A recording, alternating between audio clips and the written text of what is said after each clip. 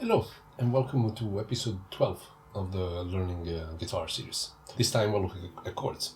So for those of you that have looked at my videos before, I won't go through every single permutation of chords that I have in the PDF. So at this point we might as well start discussing, more relevant matters. But if we start from the idea that that's an E major, so we're looking at 1, 5, 1, 3, 5.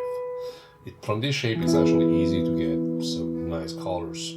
First and foremost, major 7, so we're just moving the root to major 7. We can have it with a fifth on top, or starting from the root.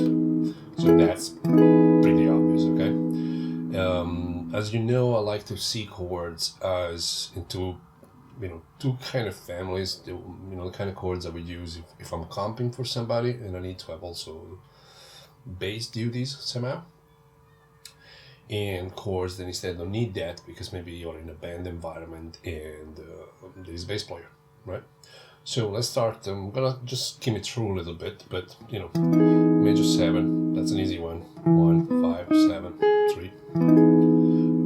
Then we have major 9, major 7, 9, major 6, 6, 9. Now we look from the third row, we're looking at root note and notes which are on the last 3 strings. So 1, 7, 3, 5. This is also something you can do without a pick and use your fingers for it. 1, 7 with a 13, 7, 9, 7, 9, 13, 6, 9, 5, 1, 1, 3, 5. So basically that's your triad.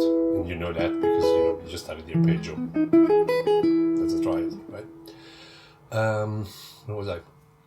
1, 7, 5, 3, 6, 1, 5, 7, 9, 5, 1, 5, 1, 3, 13, so with a 6, that's an easy one. Don't worry if I'm going fast, as I say, they are on the PDF. So 1, 3, 6, 9, 5, 1, 3, 7, 3, 13. These are basically all E major as far as I'm concerned. And of course they have colors. For those that never seen any of my lesson, go back to lesson 1 and 3 to understand why I'm adding specific colors. In this case, 6, 9, 11, not that much, but 13 for sure. So like compound interval. So 1, 3, 7, 1, 3, 6, 1, 5, 7, 1, 5, 6. That's your power chord, 1, 5, 1. And actually you can even have it with a double octave, 5, 1. So you have that kind of sound, imagine it with distortion. Okay. Where was I? And from page 2, second line, we start moving to chords that have the fifth in the bass, as opposed to the root note in the bass. In the PDF, the root, I still put the root there with a white circle, as in we are not playing it, but it gives you reference. So in the case of E, the next chord would be this, and the fifth is in the bass, not the root note, okay? This comes really handy, these kind of chords, when you're trying to do chord melody and you're trying to have consistency in the bass, so the strings the bass is on. So 5, 3, 7, 5, 5, 3, 6, 5, 3, 1. That's basically an inversion, okay?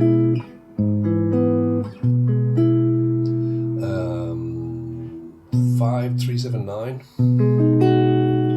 5, 3, 6, 9, 5, 3, 7, 3, 5, 5, 7, 3. Those are like there are many chords, and I'm kind of extracting them, most of it, from the actual scale, right? So 5, 7, 3, 13, 5, 7, 9, 13, 5, 1, 3, with a 6, with a 13, here with a 6 again, with 9 and 5. And then we go to a bunch of chords, which are the ones that we use more often instead, if there is a bass player. For this, I'm going to put like a drone underneath in E, so you can kind of hear what's going on in terms of how they relate to the root note. Slightly louder.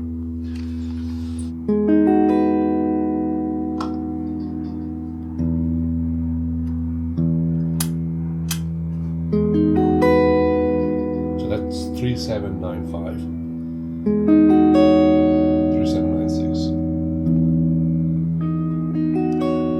3695, 37313, so 37313, 3735, then we have 5735. So basically this is this chord, but just the lower part of it. 5795, 57913, 5695. I like this one. Then you can have also 56313. Bit of a stretch, but interesting chord. Again, your normal triad. After that, we have again operating on the first 4 strings. So again, this is our A major. We're starting and we're using these 4 strings. So you have, say, for example, 5, 1, 3, 7, 5, 1, 3, 6, 5, 1, 5, 7, double octave, fourth and fifth, double power chord, 5, 7, 3, 6, 5, 2, 3, 7. That's a nice sounding chord, right? 5, 7, 3, 1. Again, this is an inversion of, say for example, if you need, it's an inversion of this. Then you have 5, 7, 3, 6, 5, 2, 5, 1. Okay? I'll have space for you to write, your own if you want to. First of all, how do you practice this? Well, you can actually practice them as a sequence if you want. Start from the second line and you start, I don't know, maybe you can arpeggiate it or play a rhythm. Let's play it with the rhythm. So, major 7, major 9, 7, 9. I'm just reading them in order.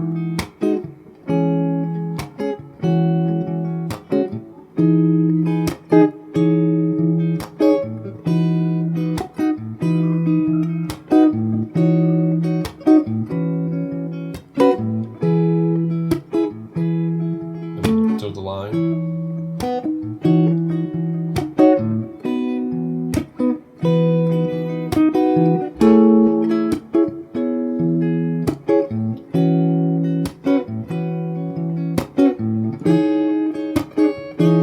And that will be page 1, and you can just, if you want, cycle it. I mean, I'm sure that some of these will stick, as in terms of memory.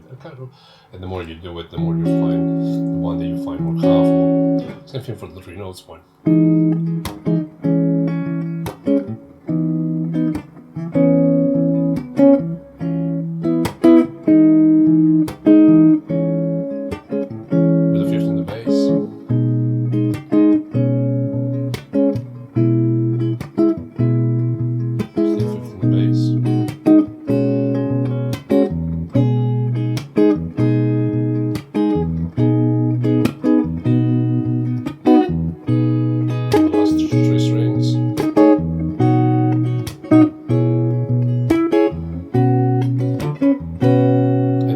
Eventually the one without bass. So you have this.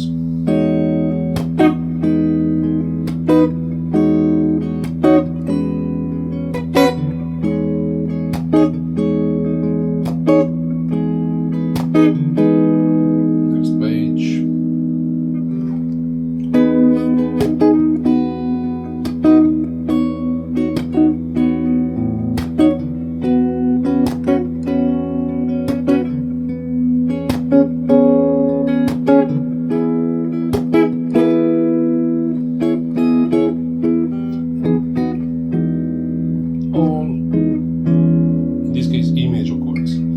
All derived from the this main 4, okay, that we call shape of A. Now you might wonder,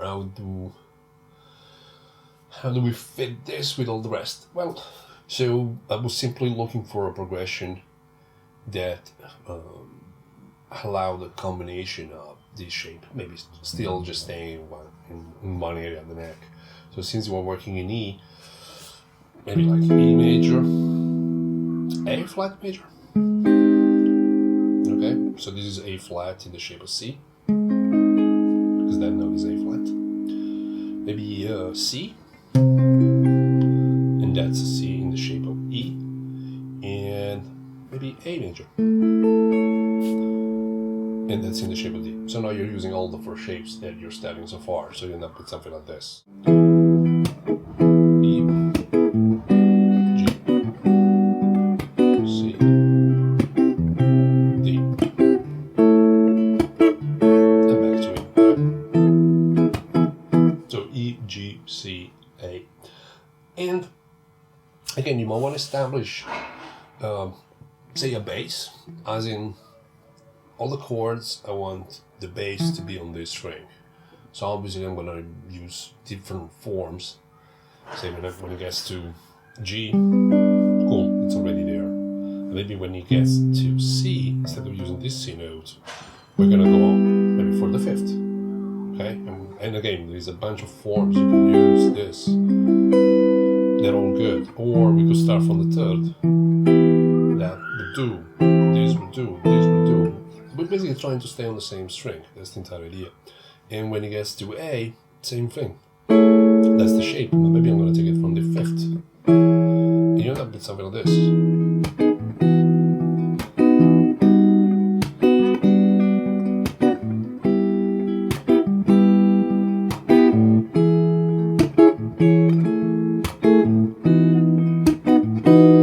Okay, and try as many combinations as you want. Okay.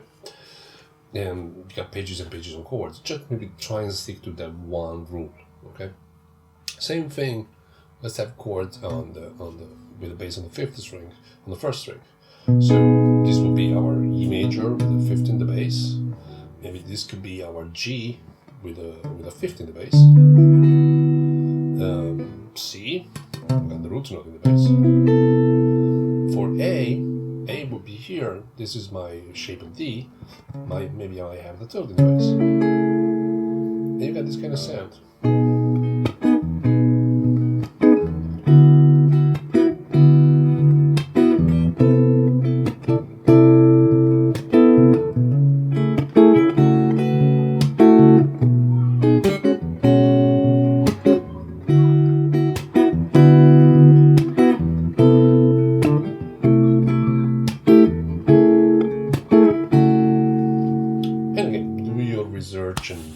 And find many more.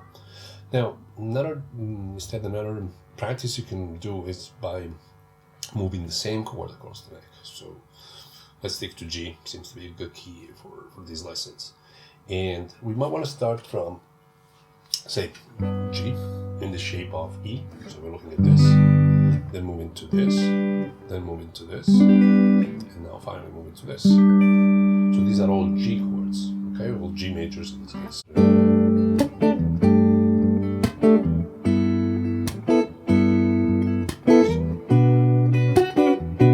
Just keep going up.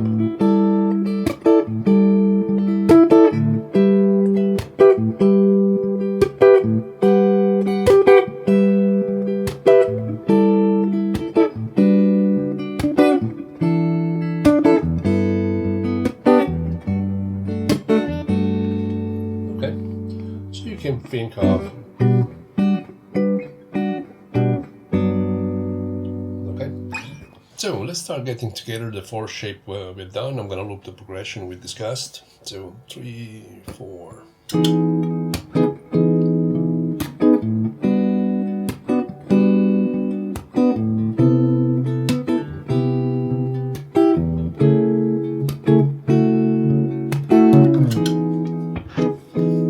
Major scales. C,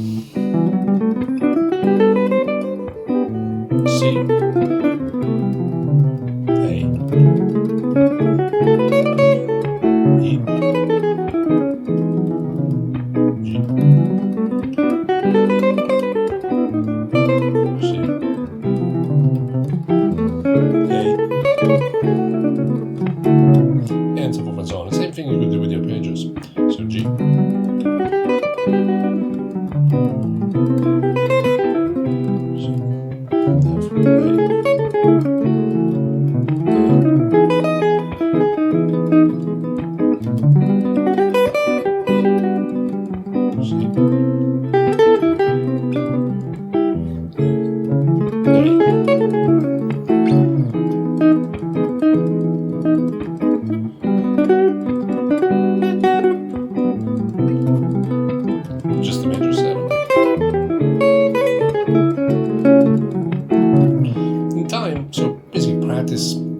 all the connections in between the various key changes, right?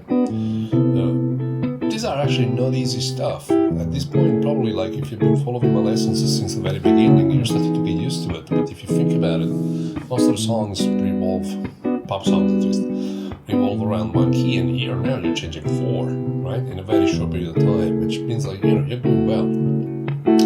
So, and in time, just play.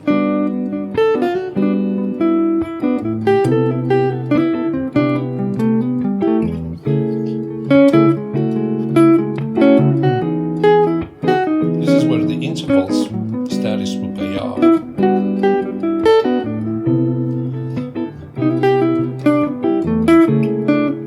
See?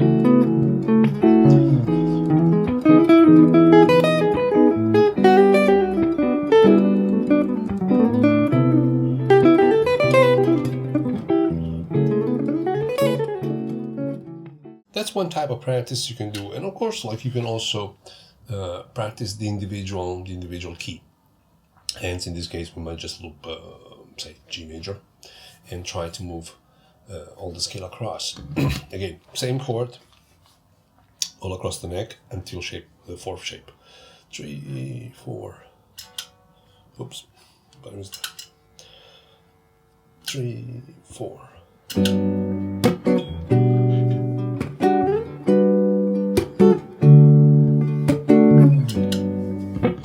So basically, this is just a G major, the last chord and the 5th in the bass.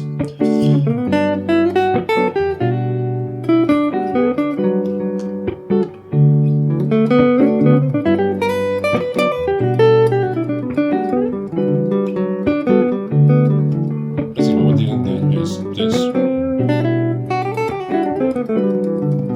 In this case, also, if you want to practice your 3 notes per string, this would be a good place to do that. Right?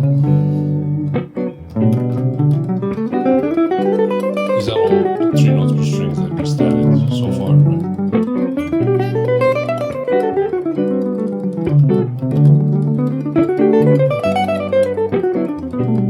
And try and make music out of it, right?